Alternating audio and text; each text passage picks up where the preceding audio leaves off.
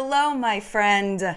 Welcome to our weekly live chat. Thank you so much for being here. I am so excited today that we have an interview for you today with the lovely T from Nappy Headed Jojoba. So excited to invite her on. I know a lot of you are very familiar with her content. A lot of people so excited, both here on YouTube in the YouTube community tab on my channel and also over on Twitter where we talked about it. A lot of people so excited to have her on. She is a commentary slash fitness, lifestyle, beauty creator, and she is absolutely amazing. And I cannot wait to interview her and talk to her about your most burning questions. I have a list of questions that I've collected from the community that I'm excited to hear her answers on that. But before we say hi to T, she's waiting on deck, I'm going to go ahead and say hello to the people that are here live in the collective brain of Makeup Awesomeness, also known as people that are here in live chat. So go ahead, we're gonna go ahead and just say hello very quickly.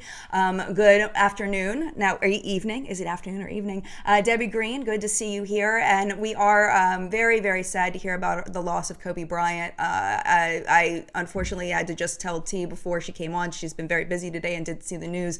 We're not gonna spend a lot of time talking about Kobe since it isn't part of what we're planning on speaking about during live chat, but our condolences go out to his family and everyone that loved him. Hello to, and it's really hard to move on from something like that because it's something I feel like it's hard to move on to something as trivial as makeup and things, but that is the topic of what we're talking about in chat today. So I apologize if I'm just moving on from there, but just know that T and I's hearts are broken for the news. So hello to AD and Pilar, hello. Sharon is here, and Lisa and Emily.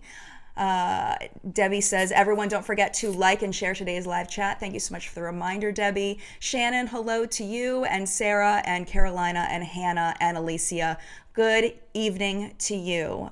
New grandma here and present. Congratulations, Alicia. Oh, beautiful baby girl added to Alicia's family. Congratulations to you. That is such exciting news. And with that being said, if I did not say hello to you, and thank you so much for being here, I'm going to go ahead and bring T on. Go ahead and switch her over. All right. Hi. Are we on? We are on. We are live. Oh, hi, everyone. Welcome, T. I'm so happy to have you here. Thank you so much for having me. I've been a huge fan for years. I think I even remember the first video of yours that I ever saw. It was in my recommended, and it was your video where you were talking about a brand deal that didn't go so well for you. I don't want to say the brand, but I'll say that it rhymes with L'Occitane. Yeah, that didn't go so well. Yeah. Yeah, and I was just like, thank God I found someone who's actually honest on this platform, which is sad how rare that is. It is kind of sad. And I think that a lot of times it's the visibility of the people that are more honest. Sometimes it's harder to find those people. Yeah, because we tend to be smaller, don't we? We do tend to be smaller. We don't necessarily get the same opportunities. We don't get the agents and things because if you're not willing to do commercials, then the advertisers don't really want you. So. Yeah. And I believe you have an entire video on that topic, don't you? Yeah, I did a video recently where I was just like, isn't it funny how being truthful and honest is seen as a liability by most of these brands? If you have confidence in your product, then you shouldn't have anything to be worried about. Amen to that. Absolutely. Just absolutely. Saying. Yeah, I know, right? Take a little sip on that one. So a question that's always been burning with me about you is kind of trivial, but at the same time is how you came up with your name, Nappy Headed Jojoba. And every time I say it, it kind of makes me feel bad saying it. Like, I just feel like I shouldn't be saying that, but it's your name. Like, so there's at the very end of all of your videos, you have a guy saying nappy headed hose. Oh my gosh, I can't believe I just said that out loud. It's like making me nauseous. So I'm quoting. I thank you because it makes me really uncomfortable to say it. But I was wondering if it was in reference to that. It absolutely is. Years and years ago, a washed-up has-been radio DJ named Don Imus famously referred to the Rutgers women's basketball team as nappy-headed hoes. And that is the clip that you hear at the end of all of my videos. And when that went down, it was a pretty big uproar in the Black community for obvious reasons, because you have like a 800-year-old white man saying something so racially charged and insensitive and just straight up wrong.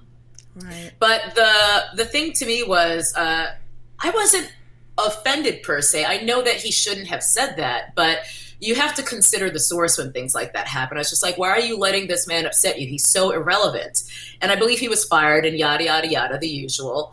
But it was so funny to me because I've heard men like Method Man say things like that. So I was like, are you sure that wasn't like a rapper rather than this old radio DJ who said that? So eventually that just kind of stuck around in my head as just like a kind of weird phrase that came from a source I would have never expected. And I wanted to enter a contest here on YouTube, and I didn't want to use what I call my civilian account now, which is just my name. I was like, oh, I got to protect my privacy. Let me come up with a channel name. I was just like, nappy headed hose. Isn't that such a ridiculously like reductive way to refer to someone like me? Because I know I'm so much more than that. And I knew I was going to do a hair channel. It's obviously evolved over time. And I love a pun, especially a groan inducing pun. Hence, nappy-headed hose, with jojoba being my favorite oil for my hair, right. Nappy-headed jojoba. So that's kind of the genesis of my channel name. And I thought at the very least, I was like, well, if I ever really want to do anything with this channel other than enter this contest, it'll be really good for SEO, because if you search nappy-headed jojoba, you're going to get me. So now here we are. Yeah. We are. That's pretty incredible how you turned something that was such a negative into something that you could kind of play off of and celebrate. Take the air out of it a little bit. Yeah, exactly. And you'd be like, you know what? I am who I am and I love me, so you can just shove it. Right. It's just meant to be subversive. You know, right. The idea that someone would try to reduce those elite athletes and women who have so much to offer, let alone someone like me, because I'm sure there have been people who have referred to me as a nappy-headed hoe at points in my life. It's just like, okay, if that's what you think I am, I'm going to show you how much more I am. Right, absolutely. Well, and you talk a lot on your channel about misogynoir, which was a term that I wasn't familiar with until you brought it up, which I was very thankful, because then, of course, I'm looking it up and I'm learning more. And can you explain to my audience who may not be familiar with that term and how you think that fits into the beauty community?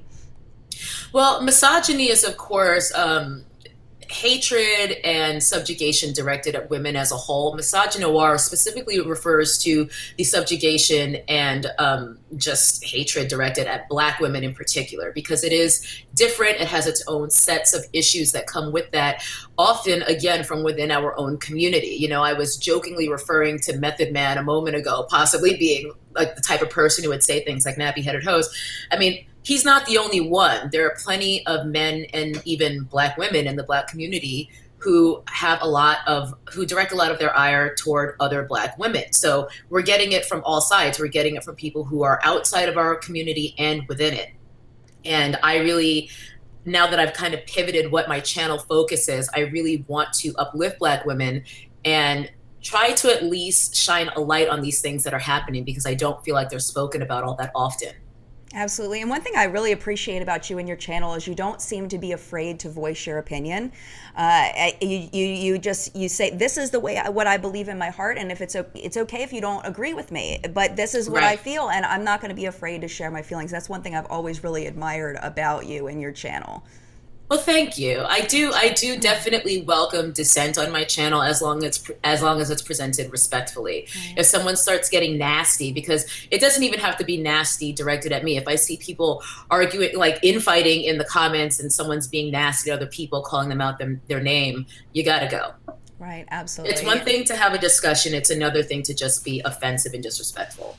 Absolutely. And I think there's a point where it's not a conversation anymore. No one's listening.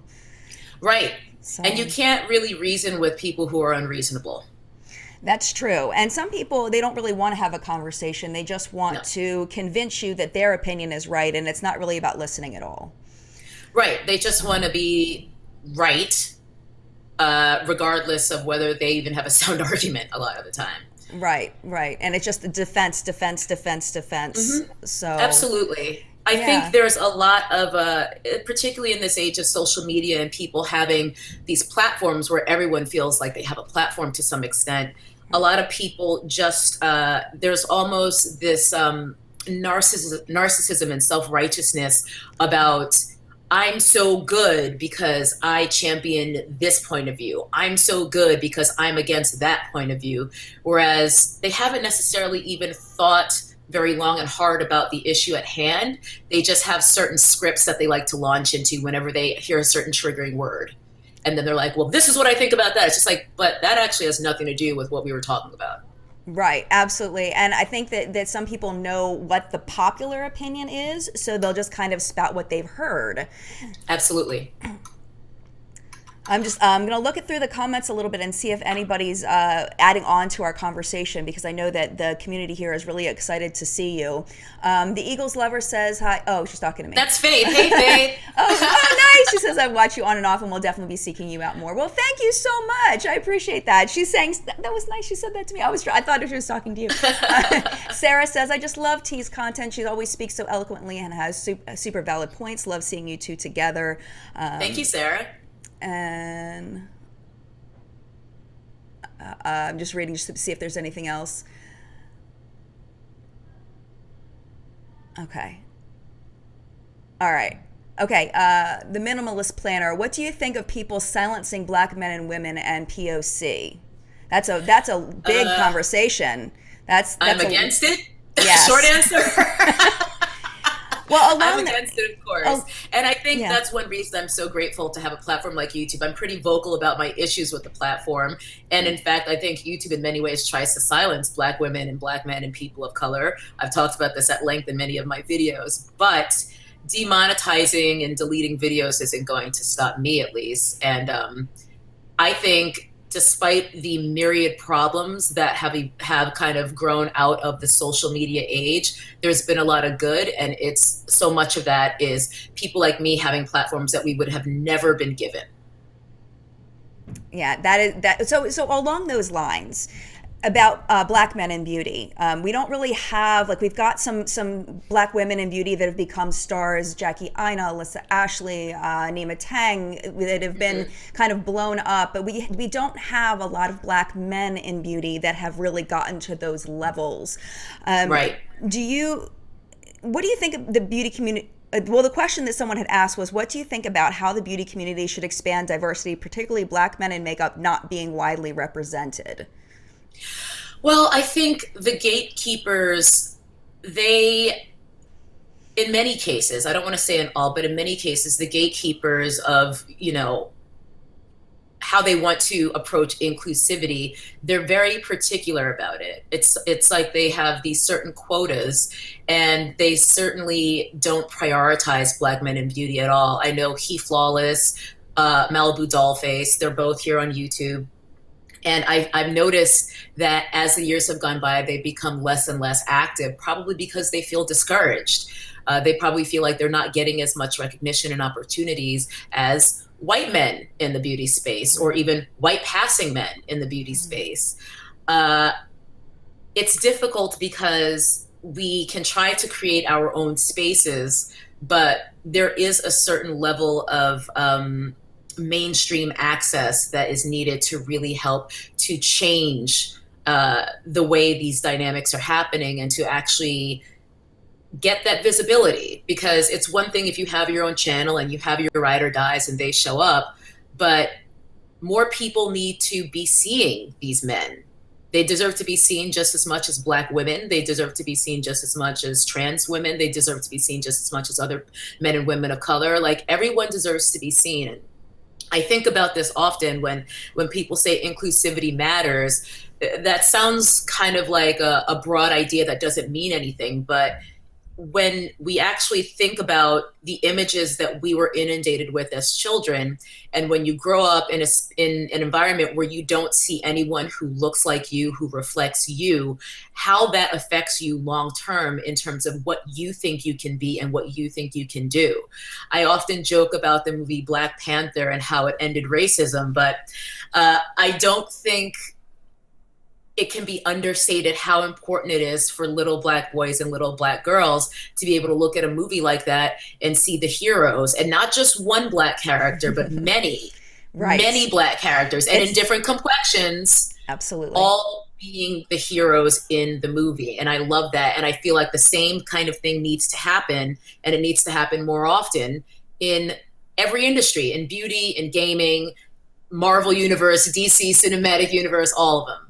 Absolutely. And I think one Yeah. thing that was great to see was a lot of times when you see black representation in movies, it seems to be there's like one black character that only talks to white characters. And then you might run Yes. into another black character later that only talks to Yes. the white characters. But the two black people never end up actually having conversations, or even they're like subplots, you know? Yeah. Or if there is main black characters, they're still only talking to white people. And it's Absolutely. I think Black Panther really showed the masses that a black lead major cast could not only carry a movie but rock the entire movie theater system for a long period of time, and 100%. it was Yeah, pretty I amazing. use the Black Panther example because I feel like it's one with which everyone is familiar. But that is not the norm. We don't get to see things like that. Typically, it's a movie about white people, and there's maybe a black neighbor with his black family,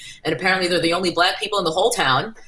It's just like, well, how'd they find each other and get married? Because they're like, Were they apparently the only- assigned to each other? I know. mean, How does that It's even very weird. happen? Yeah. And one thing, Yeah. as far as bringing it back to the beauty community, that I've noticed is it seems that the white men seem to really go to the top easier and faster.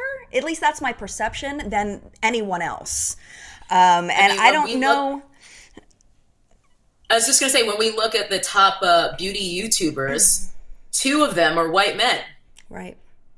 Yeah, it's interesting. And then you have the award shows, the new beauty awards shows that have begun springing up, and a lot of them are also dominated by the white men in beauty. And traditionally beauty has been a space for women, but it's been taken over by some men, but none of them are black men. So I think that's it's interesting how that's happening, and I'm hoping that somehow that's going to change. I don't know if you have thoughts about the change and how that could happen.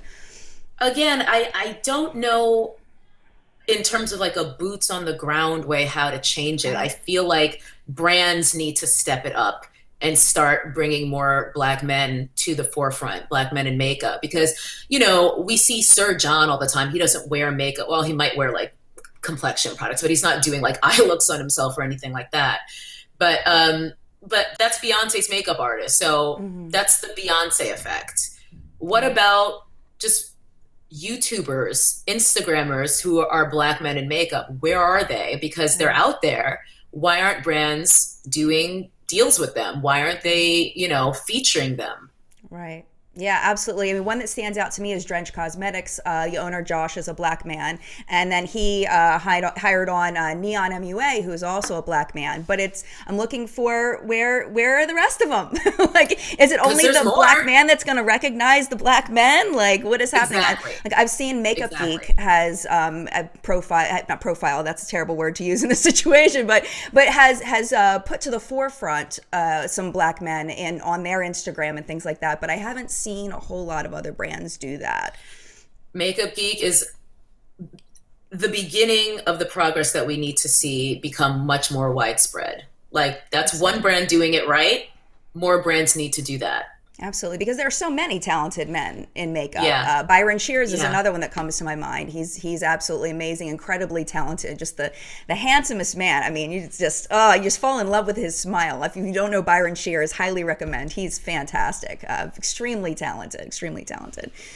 Yeah, and a moment ago you were just saying how beauty is traditionally, a woman's field, a woman's industry. But that's in front of the scenes. Behind the scenes, it's mostly white men who own these brands, who, are profiting the most because they're in the top positions. So that is another reason, I think, that it's so slow to change. That is an absolutely excellent point, as far as the behind the scenes that a lot of people don't really think about because it's not right in their faces. It's white men selling us our foundation if you go all the way up the chain. Absolutely. And there were a lot of questions for you about that. One of the questions was, what's one thing you wish you could say to brands about inclusivity? You've kind of said it. Is there anything that you haven't said that you feel like you would say to brands about inclusivity? I don't think so. I think I just hope that brands realize that this isn't a trend, that it isn't something that they should look at cynically as just a marketing thing, because inclusivity washing to a certain extent seems to be a thing. At least that's how I'm reading it. I'm trying to give a lot of these brands the benefit of the doubt, but I do think a lot of them are behind the scenes quite cynical about it, quite pandering about it. It needs to come from a place of sincerity and understanding that representation matters for little boys and little girls, and for the people who are grown now. You know, like, it matters to me if a brand is actually here for me, because if you're not, I'm going to keep my coins. Right. And there's plenty of places for you to spend your coins. That's right. Plenty of choices. We've got a glut of brands. So, I mean, it seems like there's new brands every week, especially with indie brands being able to be self-starters with social media again. So I do not need to stick around with brands that do not care about me. Absolutely. Absolutely. And speaking of that, there was a question about if you would ever do a collab with a brand, or if you would ever think of coming up with your own makeup brand in the future. I don't know if I would come up with my own makeup brand, but I've been asked before if I would ever do a collab with a brand. And the answer is yes, but it's not what anyone would think, I don't think. The collab I would love to do would be a jewelry collab, because I get a lot of questions about my rings and things like that. Like, even right now I'm wearing some statement rings, and like, my dream collab particularly would be with Melody Asani. She designs most of the jewelry that you guys see me wearing in my videos. So all the chains I have on right now were gifts from my mom over my lifetime. So like, all of these were birthday or Christmas or whatever over the years. But I'm usually, like, the earrings I have on right now are Melody Asani earrings. My rings are Melody Asani rings. And I would love to collab with her one day.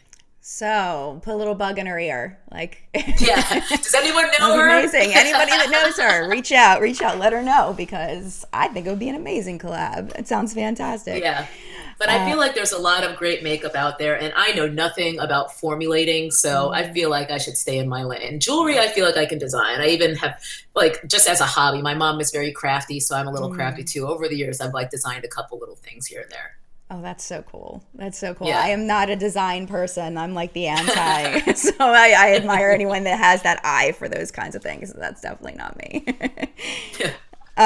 So kind of switching topics a little bit, one of the major questions people thumbs up when given the choice was about when you talk about Morphe affiliate codes at the end of your video.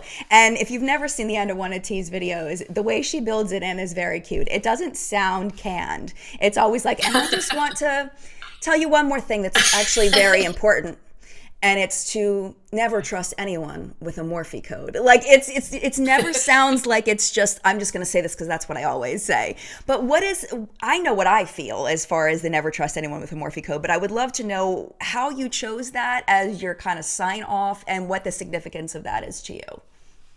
Well, it's so funny. I think around a year or so ago, my good friend Mel Thompson, fellow YouTuber, she did a tag called the Honest YouTuber tag. And I think one of the questions in it was, is there anyone you don't trust, or name any YouTubers you don't trust, or something like that. Most people who have done the tag declined to name names, but you only YOLO once, as I like to say. Yep. So when I did the tag, I think I did it in a live stream, which I ended up having to take down, not because of anything I said in that tag part, but I think I started talking about an ex or something later on. It was just like, let me take that down. Anyway, so in that live, I said, I'm not going to name names, but one YouTuber I don't trust, her name rhymes with Jaclyn Hill. And the main thing there, it's not even like her only, because there are many YouTubers I don't trust, but it's part of that whole Morphe effect, where it wasn't about trying to give people information, trying to be helpful, trying to give a person an honest review of a product. It became about selling things when YouTubers became influencers. And I think so it's not just Morphe, but Morphe is perhaps the most recognizable name of brands. Like, there's so many Morphes out there. I mean, especially if we go back a few years when the affiliate codes were probably at their worst. And I remember like Loving Tan, like all these different ones. And it just seemed to me that there was a line being drawn where we could see a lot of YouTubers who were maybe more than a little disingenuous about their enthusiasm for these products based on the quality of the products. So to me, as the years have gone by, the Morphe Code, the Morphe babes, the Morphe babes have just kind of been a symbol to me of the kind of YouTubers who maybe you can't trust. And it just is a shorthand to say never trust anyone with a Morphe Code, because that brand is just, they're shady to me. And the people who tend to align with them, not all, but some, and many, in fact, tend to not be the most trustworthy people we've seen as time has gone on. And that's where I just kind of had to say, okay, there's a common factor here, and it's the Morphe Code people. Right. So you do feel like it's possible for someone to have a Morphe Code and still be trustworthy? Possibly. I mean, I feel like there's like YouTubers who I probably like, and like maybe I don't even realize they have a Morphe Code. But again, for me, it's more the symbol. And I think it's just kind of funny to say, never trust anyone with a Morphe Code. Like, it's just like, it makes me laugh. Right. It is funny. And the way you say it always gets me every time. Like, I know it's coming, but every time it just gives me that little happy, light feeling in my stomach every time I hear you say it. It's just like, yeah. Thank you. Yeah. So I had a question in my head as you were talking, and then I was listening more and I lost it. So I'm going to go ahead and go over to the community. It'll come back. It'll come back. Jean wants to know, someone please explain the Morphe Code. So let me just a quick, affiliate codes are things that YouTubers can put in their video description. They can talk about. You use, like, let's say, like I have an affiliate code with Ofra. You use code Jen, you save 20% off your order at Ofra. And I forget what percent, but a kickback from when you order from Ofra. But with Morphe, like for example, James Charles is such a proponent of his Morphe Code that he actually named one of his eyeshadows after, use code James. It was like, there's one called code James, and then there's one called 10% off, I believe, like, because he's that big into promoting his Morphe Code. What makes Morphe Codes different is it seems like the people that use Morphe Codes, and correct me if I'm wrong, T, is that the people that use Morphe Codes seem to push them more than other brands. It seems like those are the ones we hear them repeating over and over again. And the idea is it's possible that they could be getting quite a significant kickback from these products. Right. But I don't know. I don't have a Morphe Code, so I don't know what the kickback is. So me neither. Yeah, I don't know. But it does seem that quite a few of these booty gurus have gotten quite wealthy off of Morphe Code kickbacks. Absolutely. Because just the way they've been pushing them. And I imagine that the profit margins based on some of the quality of Morphe products that we've seen is quite high. The people have made quite a lot of money. I mean, I think it's perfectly fine to have an affiliate code as long as it's something that you legitimately believe in.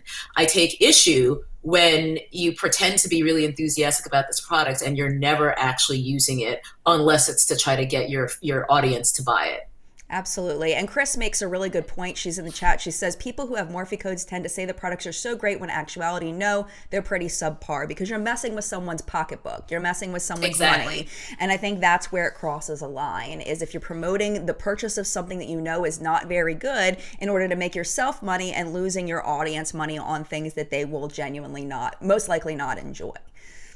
Hence, never trust anyone with a Morphe Code. That distilled it perfectly. Absolutely. Absolutely. So another question that someone asked was, what makeup brands do you think have good, honest marketing strategies and quality products? Oh, gosh. Well,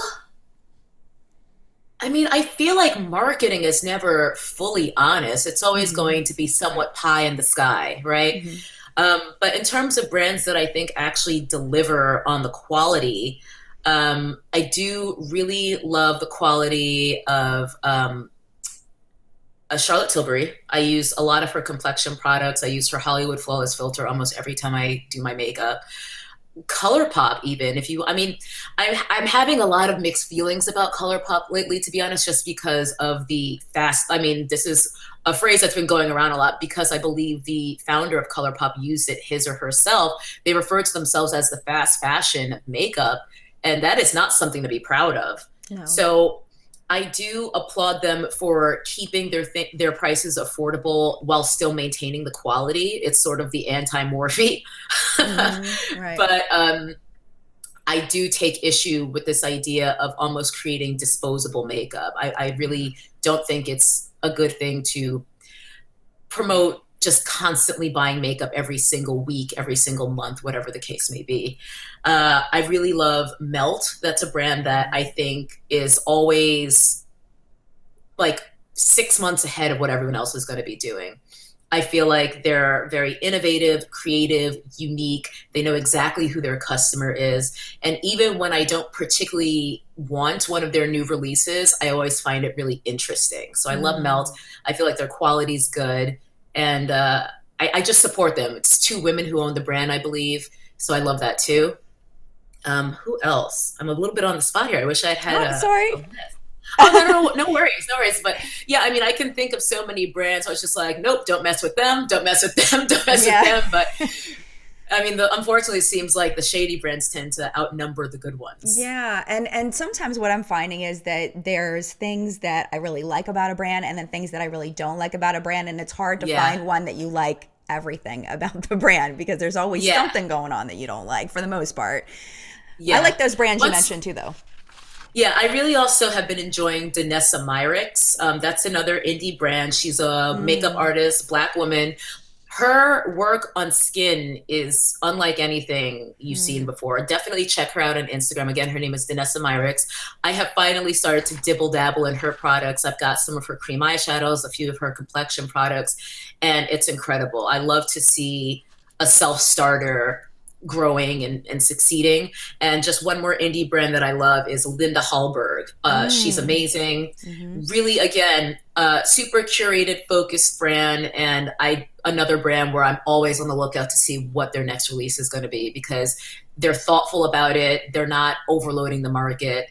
And I feel like their products do exactly what they say they're going to do.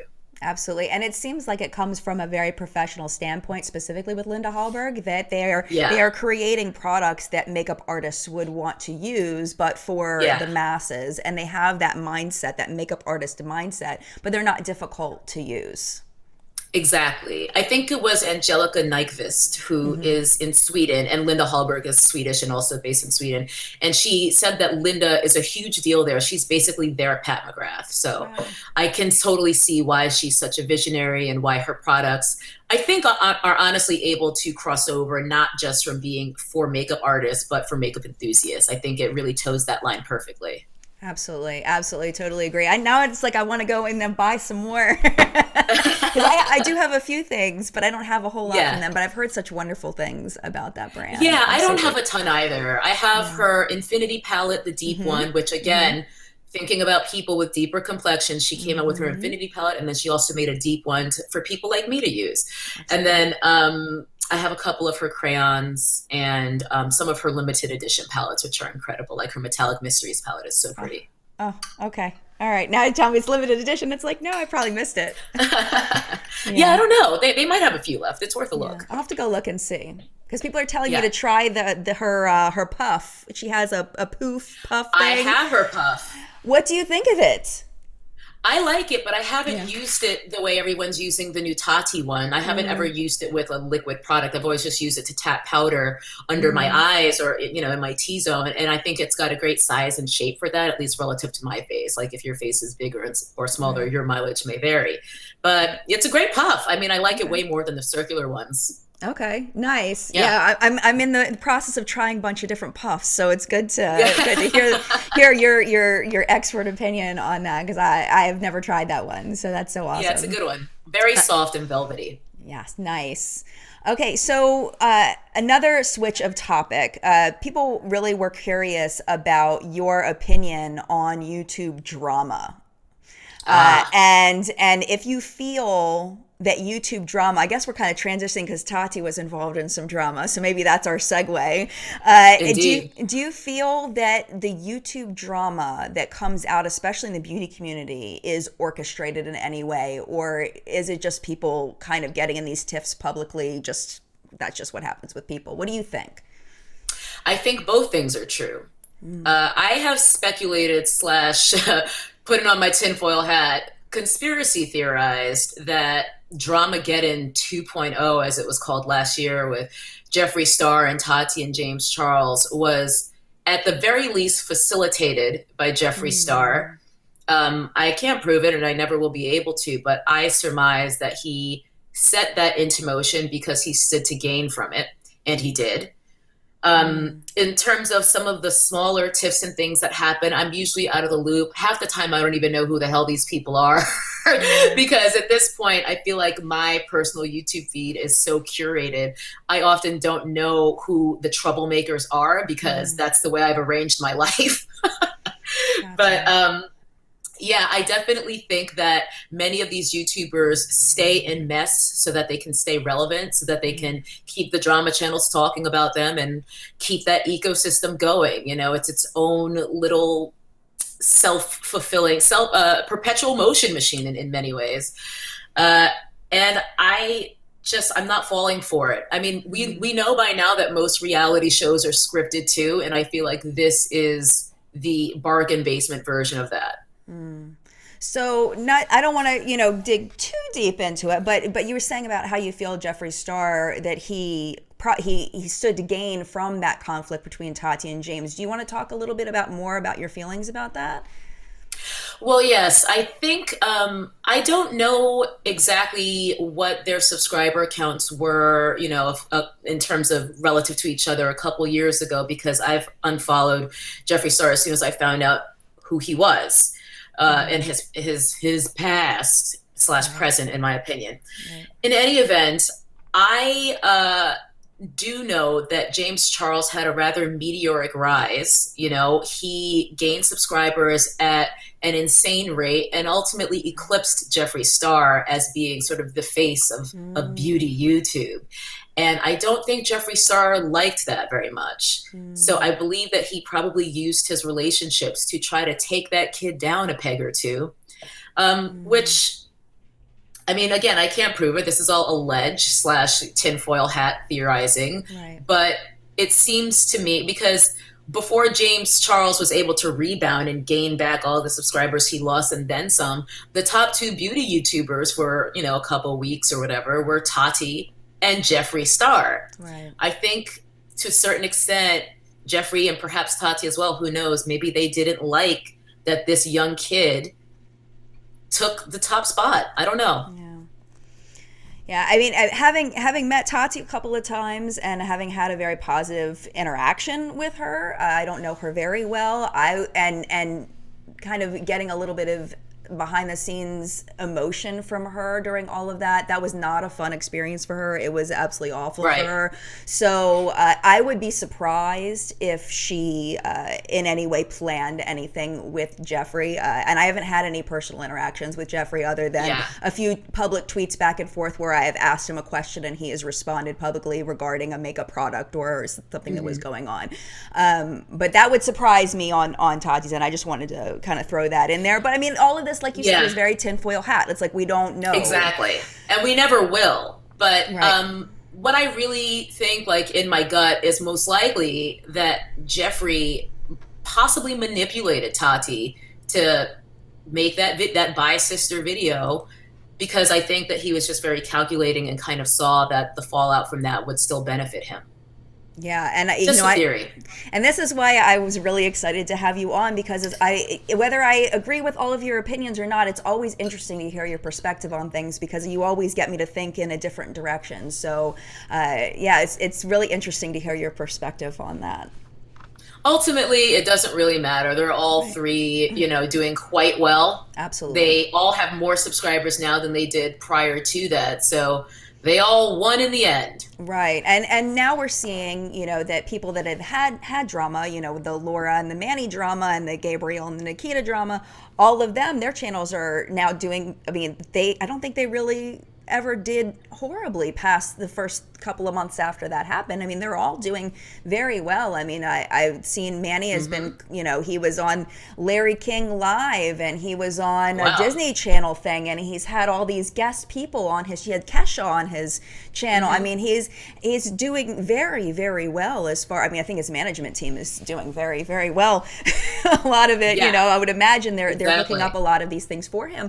But, you know, he came out with his thoughts on different situations and his regrets and everything, and I feel like he's now on that trajectory again. Laura also seems to be doing very, very well. I mean, do you, this isn't something that the audience asked, but now that I'm thinking about it, it's like, do you feel like anybody can actually be canceled? I mean, you always see on Twitter, I know you're not on Twitter for very good reasons, and sometimes I wish I wasn't too, but you know, the hashtag James Charles is over party, hashtag so-and-so is over party. Is anybody ever really over? You're over if you are a person of color, potentially. I mean, we've seen people of color who do not rebound, but generally speaking, if you are conventionally attractive and white, you might have a bad week or two. And then, because if anybody should be canceled, for real, it's Jeffree Star. And yet here we are. Yeah, and he's doing extremely well. He's thriving. He is. Yes, and my audience knows that I am not a Jeffree Star fan. And what I typically say is I am. Yes, and what I typically say for the Jeffree Star fans that are now going to be very upset with me is that I do not care for the person he presents himself to be in public. The only way people can get to know you is who you present yourself to be. People won't know you for who you are deep inside. It's only what the side you show, and the side of Jeffree that he's shown is something that I just don't care for. He's not my people, is what I've said multiple times. And you know, it's not about when are we ever going to forgive him? It's not about that. It's about, this is the person that has presented themselves to be a certain way, and that's just not people that I want to associate with, or, you know, I just exactly.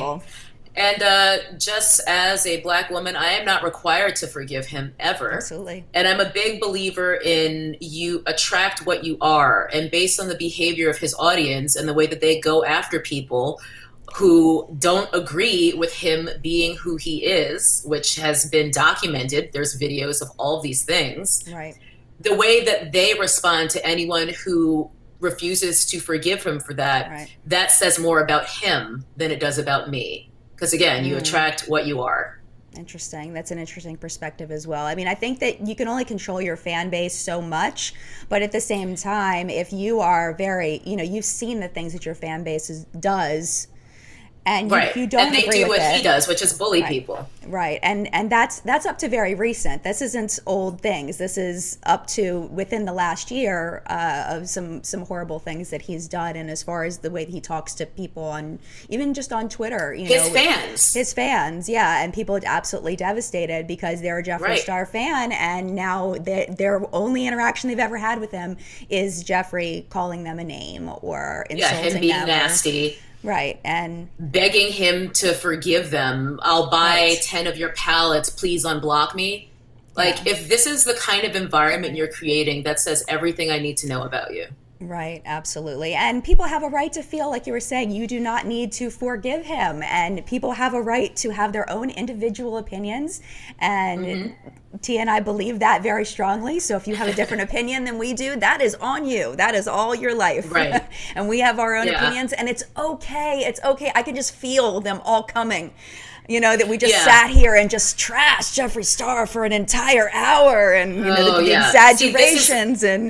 This is exactly what happens. This is the kind of narrative that begins to build. But, you know, as I said earlier, I welcome dissent. What I do not welcome is disrespect. Absolutely. Absolutely. And I think that it's important for people that have an opinion to speak their opinion. And it's okay to have different opinions. And that's one of the reasons why I invited T on, was so that we could have a discussion about our opinions. So, you know. Okay. Moving into a little bit more about you. You know, moving away from all of that. All of that. You're also quite a fitness buff. I mean, debatable. Debatable.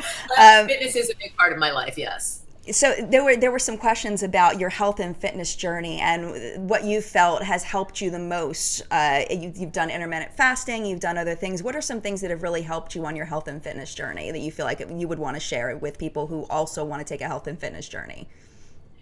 I think a big part of my journey is just the mental evolution that has occurred with it. Because, I was about 50 pounds heavier than I am now at my heaviest. So the reasons, the issues that I was dealing with just in terms of, depression or whatever you want to call it, because I've never been diagnosed, so I don't want to say anything incorrect, but just emotional distress that led me to get to that point. Being able to crawl out of that and get to a point where now my workouts are my antidepressant. Like, my workouts really help keep my mood even. They make me feel good. They help me stay healthy. One of the biggest motivators for me, and I tend to deride like relying on motivation because that's something external and it's also not reliable. Motivation can be fleeting. I always say discipline is far more valuable than motivation. However, one of the great motivators for me is just remembering how I felt in that much, much less healthy body, much less able body, and comparing it to how I feel now, where I surprise myself almost every week with how much I can progress, how much stronger I feel. It's so much better for me to walk around in a body where I feel strong and capable, like literally physically strong, that makes me feel mentally strong. And it sounds strange to say it, but being overweight very probably saved my life, because if I didn't have, if I didn't have that impetus to begin thinking about nutrition, reading up on it, learning about it, becoming educated. At a time I was even a certified personal trainer, though my certification has since lapsed, so now I'm just a regular person again. If I hadn't had that impetus to lose weight, I probably would have never developed those interests that are such a huge part of my life now. So I think in many ways, like, we look at our heaviest pictures or before pictures and we're disgusted or embarrassed or whatever. But when I look at pictures of the bigger me, that's in many ways my hero, because that was a person who didn't know that I would ever be able to stick with it long enough to get to where I am now and feel good and feel more even and feel positive and hopeful and energetic, because you don't know if you're going to get there when you're still at the starting point. So that's been a big thing for me, as well as developing sustainable habits, because I think when you're in a place where you're unhappy with your body, where you don't feel healthy, where you don't feel like you're making positive choices for your body, it's daunting to start, because you feel like you have to make drastic changes, and often people make changes that are far too drastic. So they'll be like, I'm going to be in the gym 5 or 6 days a week. I'm going to eat nothing but salads, and I'm going to drink a gallon of water every day. And like, that's the absolute last thing you should do. I think small incremental changes are the only way to do it, because otherwise you're just going to bounce back to where you started, if not worse. So what are some of those small incremental changes that you feel have worked for you, that you, if somebody wanted to do that, what's something that you would recommend that they start as, let's say, a small incremental change? Well, if you're starting from zero, like you literally don't work out at all, I would say I would set a goal to just be more active, like 3 days a week, because that's very doable. And if you're starting from zero, even 3 days a week is going to make a difference. Whereas for someone who's been training for a long time like me, 3, 4 days a week is more of a maintenance type of schedule for me. I definitely would need to be, if I'm actually trying to change something about my body, that is when I would need to step it up to 4 or 5 days a week, or even 6, depending on what I'm trying to do.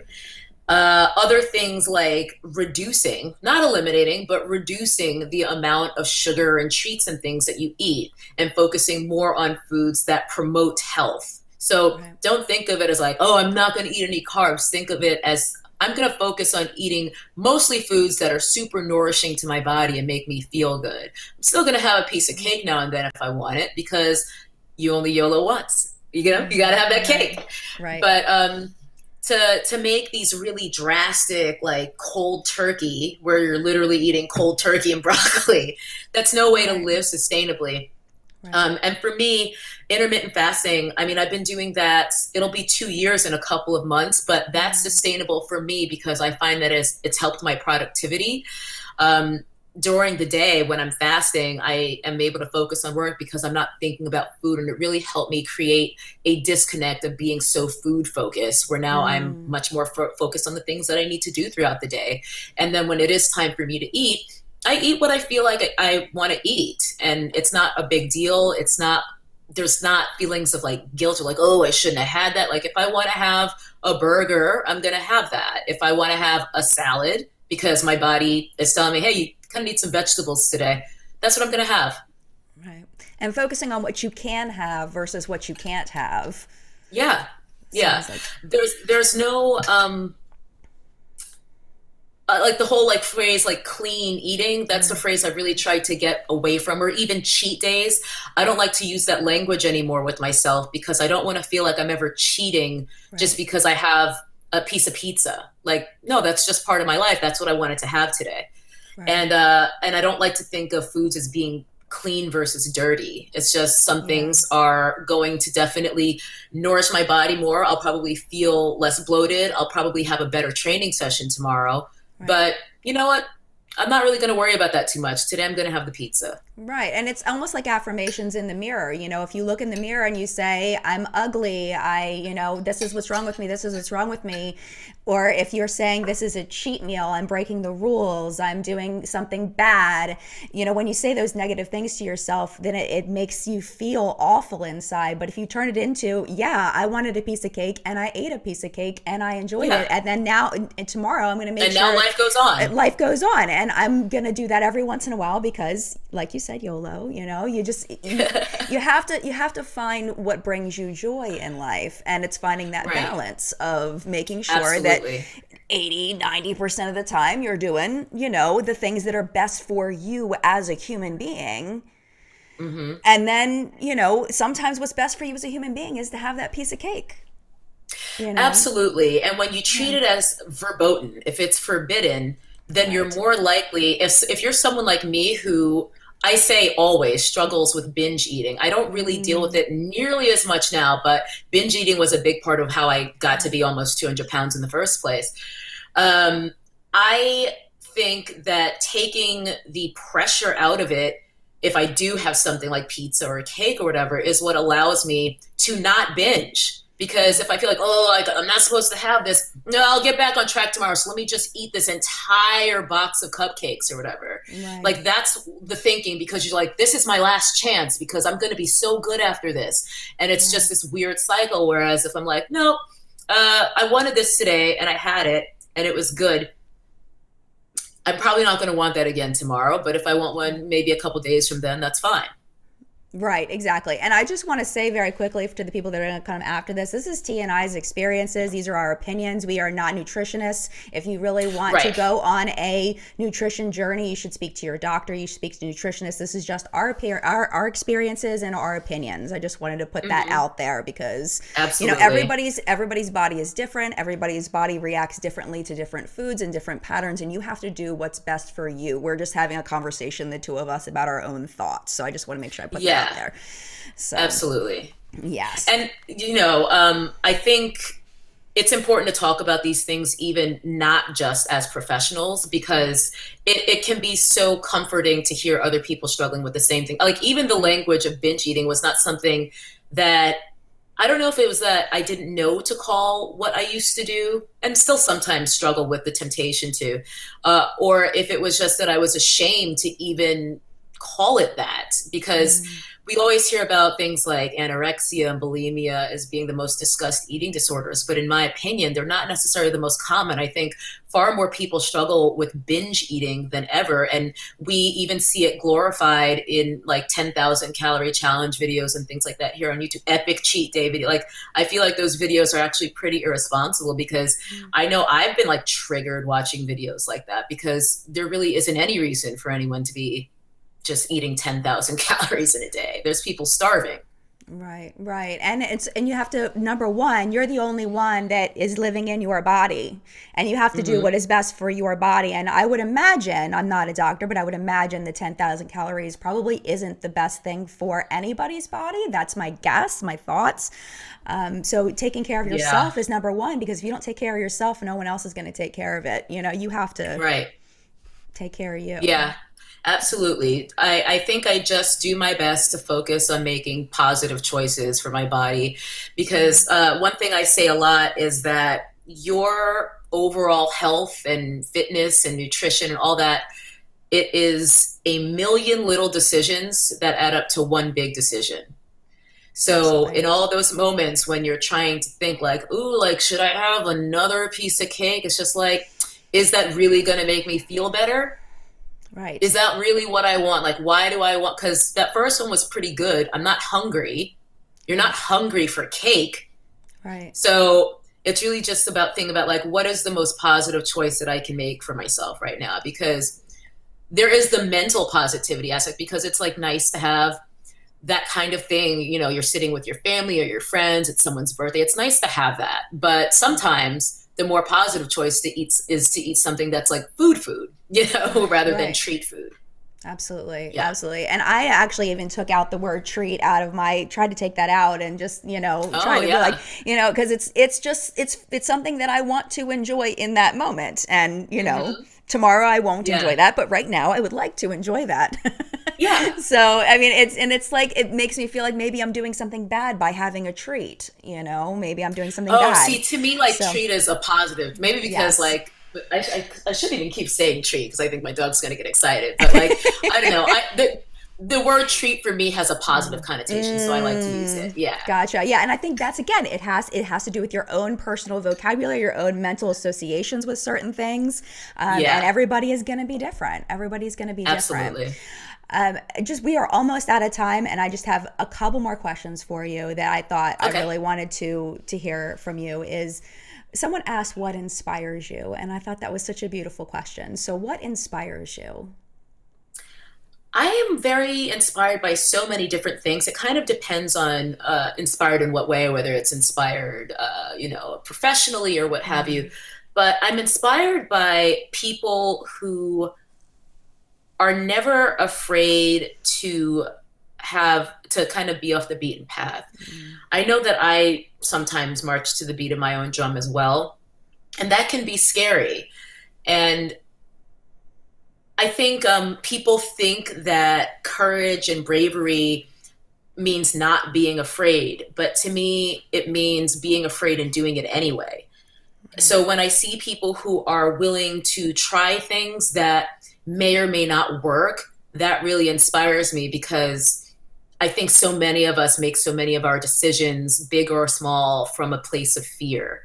And that's something that I think we really should try to be aware of as human beings and should try to avoid as much as we can. So, really independent thinkers definitely inspire me, as well as people who have amazing work ethic, but still value recharge time, rest time. Because I was watching my girl, As Told by Kenya, who I talk about all the time. She's another YouTuber. She's just really, really insightful. She does great commentary videos as well. And she was talking about Kevin Hart, and I feel bad. I'm about to say a word. I'll spell it. But she was talking about the culture of hustle, PORN, and this idea of justifying and even celebrating the idea of like no days off, never Right. resting. And I think that's something that we're seeing more and more on social media where it's just like if you take a day off, then you're not working hard enough. But I mean, we need sleep to live. Like it's It's actually a true. necessary process for us. And I think even if it's not sleep, just mental rest, where maybe you just read a book, where you just sit quietly and meditate, whatever it is. I don't think that we need to be in a place where we're constantly over celebrating no days off, I don't Right. sleep, yada yada yada. So I definitely am inspired by people who find that balance, who are really good about knowing when they need to rest so that they can continue to have a great work ethic and to produce quality work. Yeah. Because quality is so much more important than quantity anyway. Absolutely. Absolutely. And I think that gets lost sometimes. Mm-hmm. Absolutely. Now, I do want, if you don't mind, I want to keep you, it is 6 o'clock, but I do have a question from the community that I wanted to ask you that I think is really important. And then I have one more kind of silly question for you. So Diamond Doll, who comes to a lot of my chats, she's really wants to know this. And she says, what does T wish non-POC knew about how hard it is for Black content creators on YouTube? Well, I can only speak from my own experience, but I think one thing that makes it hard for us is people's internalized prejudices that they're not even aware of. I think so many times people will be like, well, I'm not racist, but I'm like, it's not a light switch. It's not on and off. You know, prejudice, behavior, racist thinking, these things exist on spectrums. They manifest in so many different ways. So we're constantly having to battle against your own prejudices, whether they're acknowledged, known, or not. So there is that, as well as just the stereotypes that are often placed on people of color, where we're expected to act a certain way, think a certain way, speak a certain way, and we're constantly railing against that. When I show up in a person's search, I have to consider if someone doesn't want to click on my face because it's a Black face. Right. That's a real thing. It is. And I also just want to make it clear that supporting people of color on YouTube is important in terms of engaging with them, watching their content, yada, yada, yada, yada, yada. But that's also not activism. Subscribing to a Black YouTuber is not activism. Right. So what do you, when you have people who are non-POC and want to participate in activism? I get this question a lot, and I am not an authority on this at all. What are ways that non-POC can participate in activism that you've seen has been productive? And I know you don't have to answer this question. This is something that I can Google and I can search and I can find this out, but just from your perspective. Well, I think part of it is just what we've done today with you even broaching the issue of representation of Black men in makeup. You are under no obligation to do that. You don't have to do that. You chose to do that. So you're raising awareness about an issue that perhaps many other people have never even considered because it doesn't affect them. And I think that's the key thing. Just watching people of color is not activism, but if you're actually in a position to use your platform to raise awareness about these issues and perhaps to get other people to consider them, that is doing something, because it's really easy to continue going through life enjoying privilege that you have and not really worrying about things that don't affect you.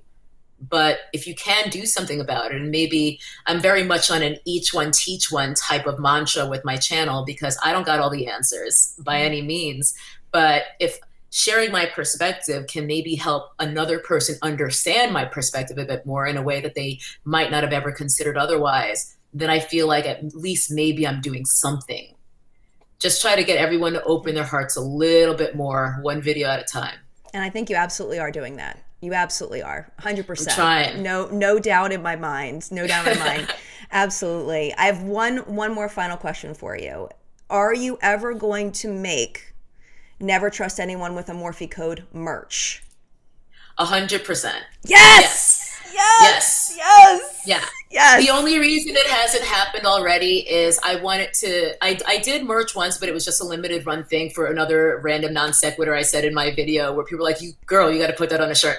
But since the Never Trust Anyone with a Morphe Code is something that I say at the end of all of my videos, I do want to have something that I can keep long-term / permanently. So It's really just about like finding the right design. I'm actually planning to work with an artist to get this done. I have someone in mind who I'm going to be working with. So I would hopefully have this done in like Q1 of this year for you guys, because I want a shirt too. Yeah, I know. I want one. I'm so excited. I will be buying one. I guarantee you. I'm buying one. Yes, I know people are celebrating. I have the design in my head. Yes. I have the design in my head. The chat has lit up with yay, yay, yes. I'd purchase that. I mean, the chat is lit up with everybody excited about that. Well, thank you so much, T, for coming on chat. We really appreciate it. I've had so much fun chatting with you. You are such a joy. I've really enjoyed this. So I feel like we talked about so much stuff too. We did. We had a lot of conversation. This was a great chat. So thank you so much for being here. So I'm going to go ahead and and shout out your socials in case anyone wants to follow you that isn't already. I've only got one other social than YouTube, and that is my Instagram. And if you want to check me out on Patreon, I do have a Patreon. I just started a couple months ago, so our family is small but mighty. And over there, I do Patreon exclusive live streams. And for the Ride or Dies, which is my highest tier, you guys also get exclusive videos that no one else gets to see, including my 2019 beauty faves. Ah, that's an incentive right there. Absolutely. Absolutely. Well, thank you again so much for coming on. And I'm sure we will be seeing you and hearing from you very, very soon. Thank you to everybody that was here in live chat. We appreciate you. We'll be back. I'll be back next week, 10 a.m. Eastern time for chat. And definitely, if you're not subscribed to T, go over and check her out and subscribe. Thank you so much for being here. Mad love. And we will see you in a video very, very soon. Bye. Bye.